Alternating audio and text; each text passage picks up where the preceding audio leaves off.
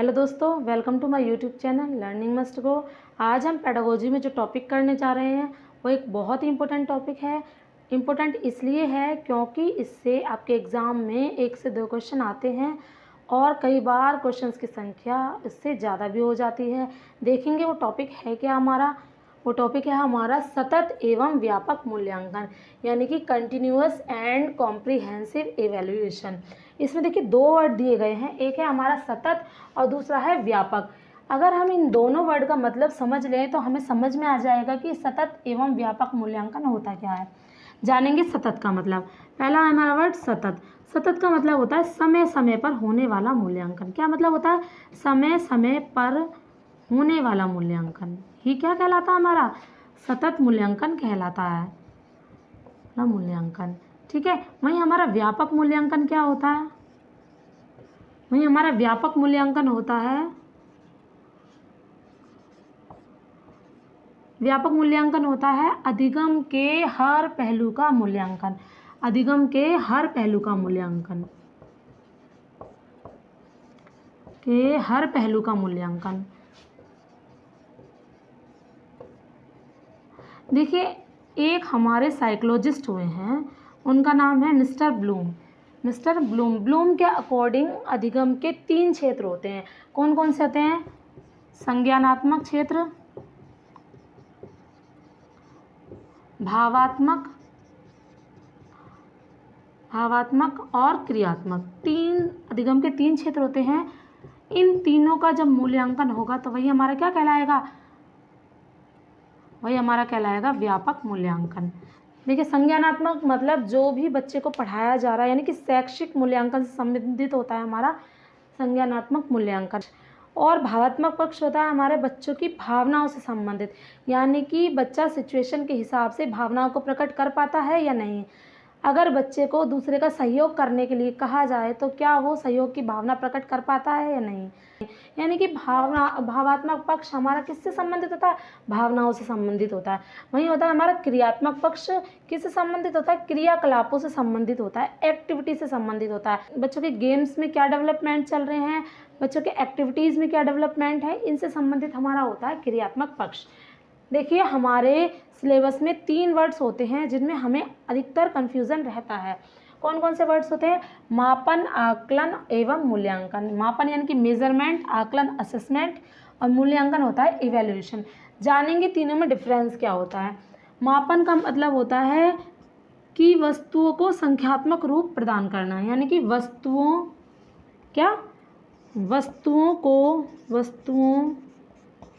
या फिर हमारे किसको? उपलब्धियों को संख्यात्मक रूप प्रदान करना। संख्यात्मक रूप प्रदान करना कैसे? बच्चे को हमने कोई चैप्टर पढ़ाया, उसका टेस्ट लिया, हमने लिया 50 मार्क्स का टेस्ट और बच्चे के आए उसमें 45 मार्क्स। तो यही हमारा क्या कहलाएगा? मापन कहलाएगा। यही हमारा क्या कहलाएगा? मापन कहलाएगा। आकलन क्या होता है? ये जो मार्क्स बच्चे के आए हैं उसके आधार पर बच्चे की स्थिति को निर्धारित करना ही हमारा क्या कहलाता है? आकलन कहलाता है। यानी कि अंकों के आधार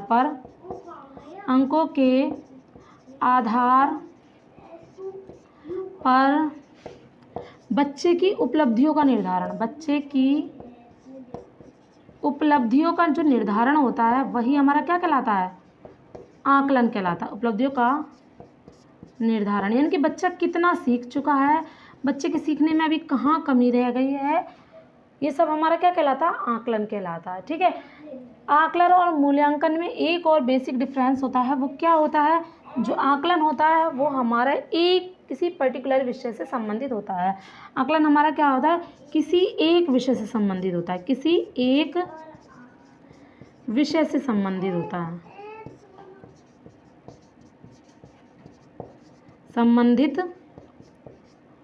है, ठीक है।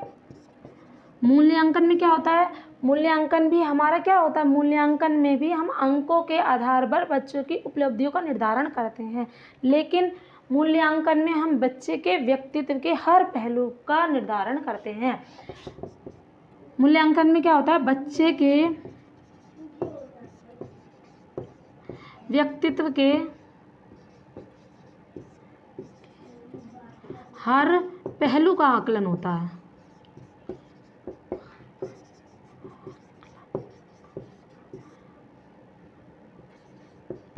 हर पहलू का आकलन होता है, या हम कह सकते हैं सभी विषयों का आकलन, ठीक है ना। सभी विषयों का आकलन जब हम करते हैं तो उसी को क्या कहलाते हैं, मूल्यांकन। वही हमारा क्या कहलाता है, मूल्यांकन कहता है, सभी विषयों का आकलन। ठीक है, उम्मीद है आपको तीनों में डिफरेंस समझ में आ गया होगा कि मापन क्या है, आकलन क्या है और मूल्यांकन क्या है।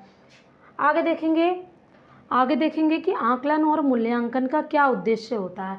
आकलन और मूल्यांकन का जो मुख्य उद्देश्य होता है वो होता है अधिगम में होने वाली कमियों का निदान और उपचार। क्या होता है, अधिगम में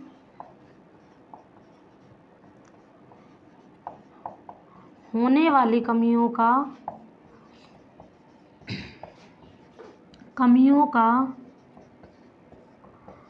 निदान व उपचार करना, निदान व उपचार करना।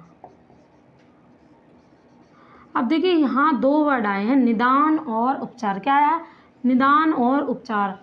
हम जानेंगे कि निदान और उपचार होता क्या है। निदान हमारा होता है, निदान का मतलब होता है कमियों को ढूंढना, कमियों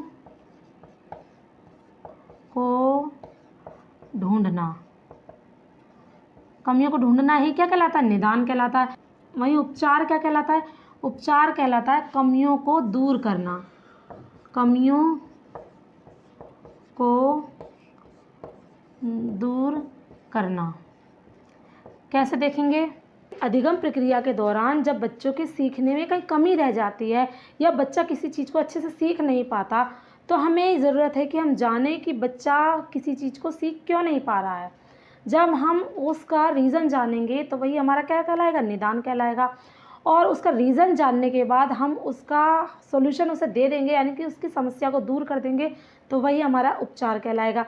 कैसे, उदाहरण लेंगे हम, एक बच्चा है जो कि कक्षा में पीछे बैठता है और वो अपना कोई भी कार्य पूरा नहीं कर पाता। जब हमने जानने की कोशिश की कि ये बच्चा काम पूरा क्यों नहीं कर पाता, तो हमने पाया कि बच्चा पीछे बैठता है और उसे साफ दिखाई ना देने के कारण वो किसी भी काम को पूरा नहीं कर पाता। हमने उसकी समस्या का कारण जान लिया, तो यही हुआ हमारा निदान। हमने उस बच्चे को उठाकर पीछे से आगे बिठा दिया, तो उसको उसकी जो होने वाली कठिनाई थी उसका हमने क्या कर दिया, उसको हल कर दिया, तो वही हमारा क्या कहलाएगा, उपचार कहलाएगा। ठीक है, यही होता है हमारा निदान और उपचार। यानी कि आकलन का मुख्य उद्देश्य क्या है, अधिगम में होने वाली कमियों का निदान व उपचार करना। अब देखेंगे कि आकलन जो है, आकलन के प्रकार कितने होते हैं। देखेंगे कि आकलन के कितने प्रकार होते हैं। आकलन के प्रकार से आपके क्वेश्चन बनते हैं, तो आप इसे ध्यान से देखेंगे। आकलन के दो प्रकार होते हैं, कौन कौन से होते हैं जानेंगे। एक होता है रचनात्मक आकलन। क्या होता है, रचनात्मक आकलन। क्या होता है, रचनात्मक आकलन, यानी कि फॉर्मेटिव असेसमेंट। क्या होता है, फॉर्मेटिव असेसमेंट। दूसरा क्या होता है हमारा, संकल्पनात्मक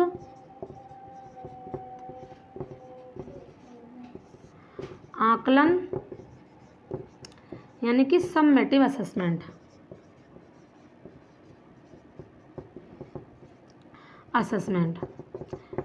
ये दोनों होते क्या हैं, इसको देखेंगे। इससे बहुत ज़्यादा क्वेश्चन बनते हैं, इसे आप ध्यान से देखेंगे। रचनात्मक आकलन जिसे हम एफए बोलते हैं और इसको बोलते हैं एसए। क्या होते हैं, रचनात्मक जो आकलन है वो किया जाता है सीखने में होने वाली कमियों को दूर करने के लिए, यानी कि ये जो आकलन होता है वो अधिगम के लिए आकलन होता है। इससे बहुत क्वेश्चन बनते हैं, अधिगम के लिए आकलन, यानी कि जो चीज़ें हम सीख रहे हैं उसमें कहाँ कमी हो रही है उसको सुधार करके अधिगम प्रक्रिया को सही करना क्या कहलाता है, अधिगम के लिए आकलन कहलाता है। और ये होता है अधिगम का आकलन। क्या होता है, अधिगम का आकलन। अधिगम के लिए आकलन यानी कि सीखने के लिए जो आकलन कर रहे हैं हम, वो ही क्या कहलाता है, अधिगम के लिए आकलन। बच्चे को एक चैप्टर पढ़ाया, पढ़ाने के बाद उसका टेस्ट लिया तो हमने पाया कि बच्चे के सीखने में कहीं कमी रह गई है, तो वो जो टेस्ट लिया हमने वही हमारा क्या कहलाएगा, रचनात्मक आकलन कहलाएगा। क्यों कि बच्चे के सीखने में जो कमी हुई है उसको हमें यहाँ पर दूर करना होगा, यानी कि कमियों को दूर करने के लिए जो आकलन किया जाता है उसे हम कहते हैं रचनात्मक आकलन। यानी कि कमियों को दूर करने के लिए जो आकलन किया जाता है के लिए, ये आकलन क्या होता है, कमियों को दूर करने के लिए किया जाता है। संकल्पनात्मक आकलन फेल और पास में कैटेगराइज करने के लिए किया जाता है। किसमें, फेल पास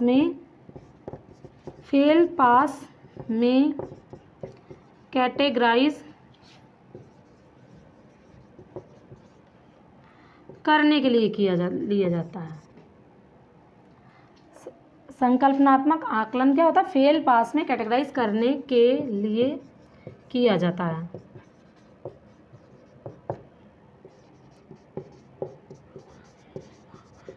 और दूसरा यह जानने के लिए किया जाता है कि कितना सीख लिया, यह जानने के लिए कि कितना सीख लिया।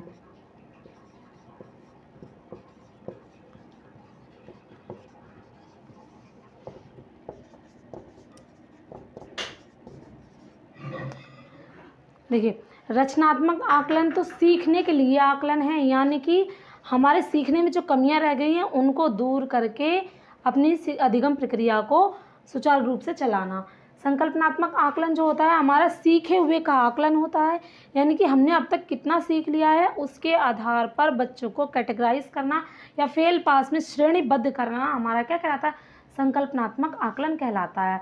देखिए, हमारा जो NCF है, NCF 2005 जो है उसने आकलन के कुछ स्वरूप बताए हैं। क्या बताए हैं, FA1,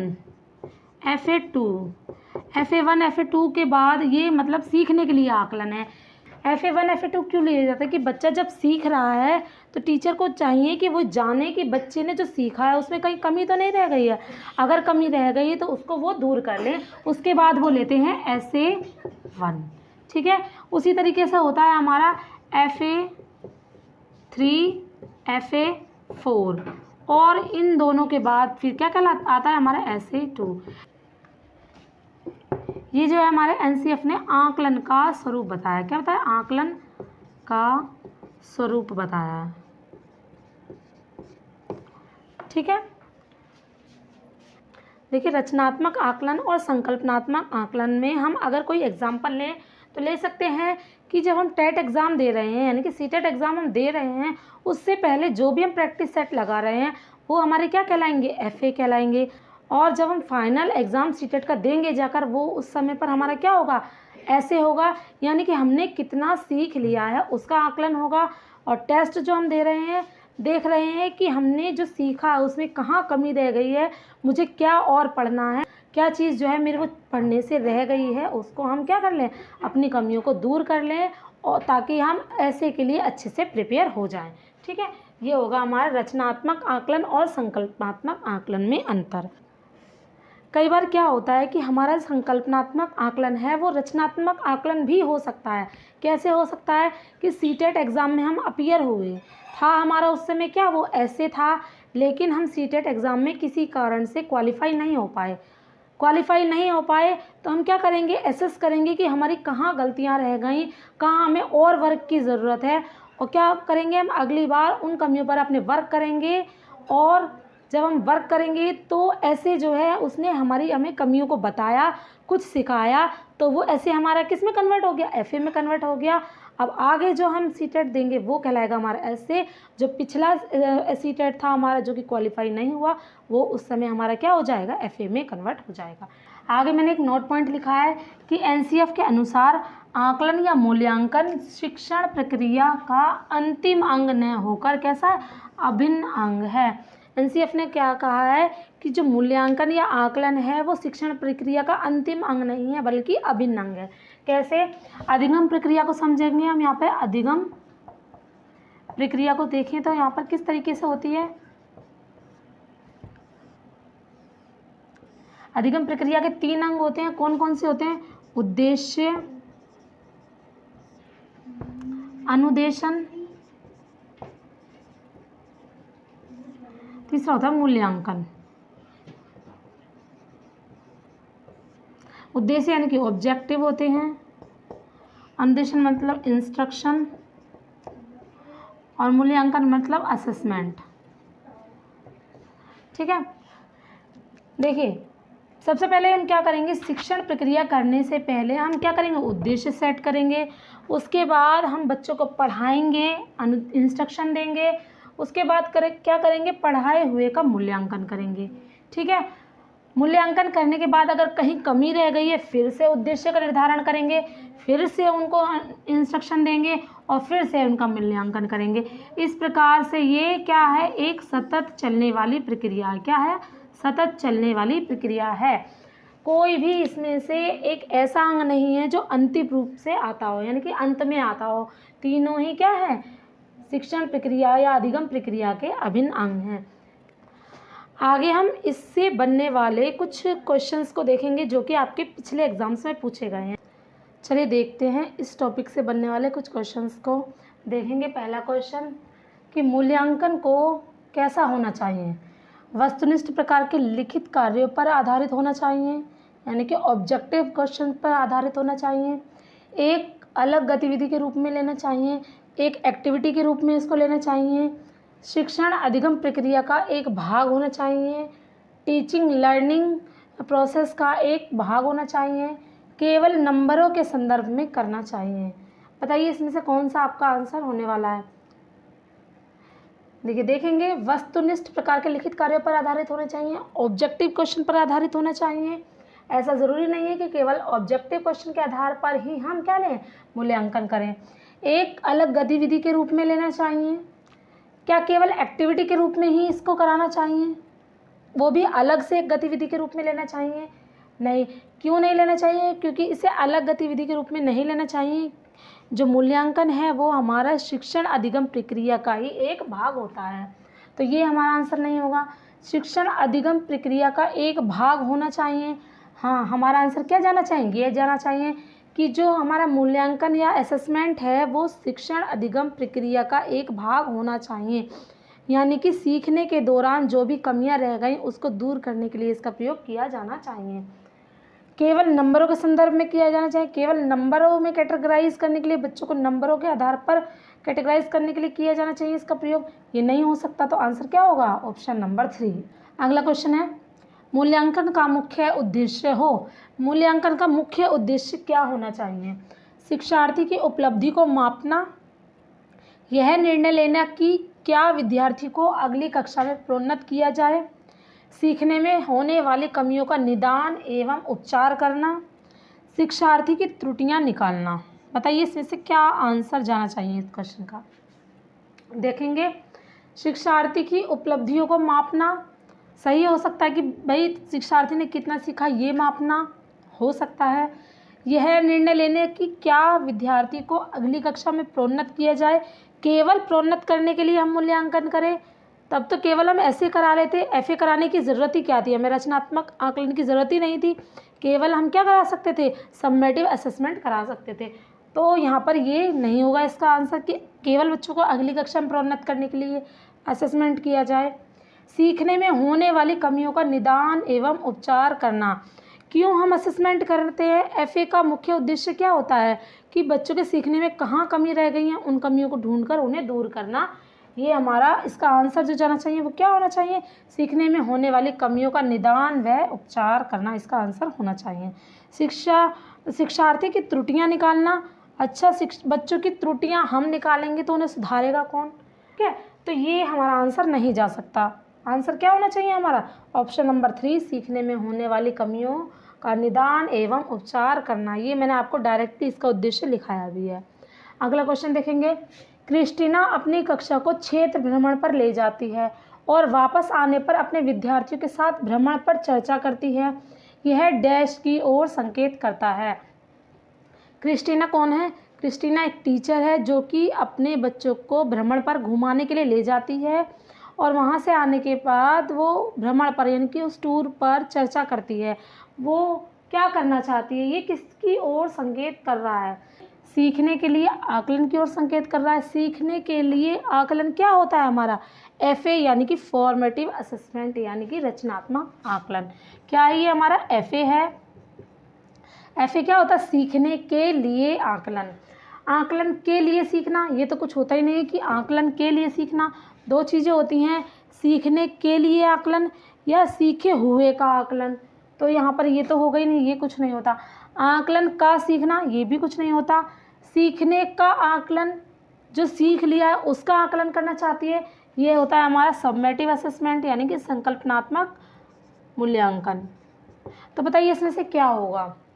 भाई टीचर है, बच्चों को घुमा कर लाई और उनसे उसके ऊपर डिस्कशन करा रही है, तो उसका उद्देश्य क्या होगा कि बच्चों ने जो सीखा है उसको वो जाने और पता करे कि क्या बच्चों के सीखने में कहीं कुछ कमियां रह गई हैं। अगर कमियां रह गई हों तो उसको दूर वो कर सके, इसके लिए वो उस पर डिस्कशन करा रही है। तो हमारा ये क्या होगा? सीखने के लिए आकलन होगा। क्यों? क्योंकि वो बच्चों के अनुभवों को करेक्ट करने की कोशिश कर रही है, यहाँ पर उन्हें सिखाना चाह रही है। तो यहाँ पर क्या होगा? ये FA होगा यानी कि सीखने के लिए आकलन यानी कि रचनात्मक आकलन होगा। अगला क्वेश्चन है, आकलन उद्देश्यपूर्ण होता है यदि इसे। क्यों? आकलन कब उद्देश्यपूर्ण होता है जानेंगे। कब होगा उद्देश्यपूर्ण? जब विद्यार्थियों और शिक्षकों दोनों को प्रतिपुष्टि प्राप्त हो। यह केवल एक बार वर्ष के अंत में हो, ये तो हो नहीं सकता, क्योंकि हमारा सतत और व्यापक मूल्यांकन का अर्थ ही क्या है? समय समय पर मूल्यांकन करना। विद्यार्थियों की उपलब्धियों में अंतर करने के लिए तुलनात्मक मूल्यांकन किया जाए, यानी कि दो बच्चों में कंपैरिजन करने के लिए मूल्यांकन किया जाए, क्या ये उसके उद्देश्य होता है? ये भी नहीं हो सकता। इससे विद्यार्थियों में भय व तनाव का संचार हो। हम बच्चों का टेस्ट इसलिए लेंगे ताकि बच्चा डर जाए, ये भी इसका आंसर नहीं जा सकता। इसका उद्देश्य क्या हो सकता है कि इससे विद्यार्थियों और शिक्षक दोनों को ही प्रतिपुष्टि प्राप्त हो। शिक्षक जान सके कि बच्चों को जो उसने पढ़ा है क्या बच्चों को समझ में आ गया, और बच्चे भी क्या हो, शिक्षक द्वारा पूछे गए क्वेश्चन का आंसर दे सके। उस टॉपिक पर जो शिक्षक उनसे सवाल जवाब कर रहा है वो उन क्वेश्चंस का आंसर टीचर को दे सके। तो यानी कि इससे विद्यार्थियों और शिक्षक दोनों को ही प्रतिपुष्टि प्राप्त हो। आकलन का उद्देश्य यही होना चाहिए। उम्मीद है आपको ये टॉपिक समझ में आया होगा और इससे किस तरीके के क्वेश्चन बनते हैं ये भी आपको समझ में आया होगा। अगर समझ में आया हो तो बने रहिए हमारे लेक्चर्स के साथ। Thank you for watching.